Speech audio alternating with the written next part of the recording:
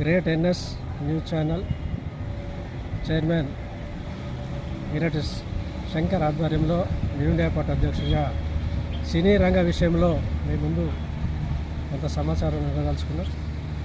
ఈరోజు ఉభయ తెలుగు రాష్ట్రాల్లో ఐబొమ్మ అనే అంశము చర్చనీయాంశంగా మారింది. ఈరోజు ఐబొమ్మ అనేది సాధారణ ప్రజలకు అందుబాటులోకి వచ్చింది. సాఫ్ట్వేర్లు అయితే పక్క అవే చూస్తూ ఉన్నారు, మరి ఇల్లు వదిలి థియేటర్కి రావడమే లేదు.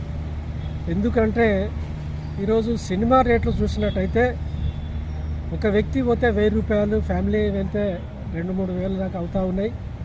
ఒక్కో కాడ 10,000 దాకా కూడా టికెట్ రేట్ నడుస్తూ ఉన్నది. మరి ఇటువంటి రేట్లు అనేటివి ఎంతవరకు సమంజసం అని చెప్పి ప్రభుత్వాన్ని ప్రశ్నించడం జరుగుతుంది.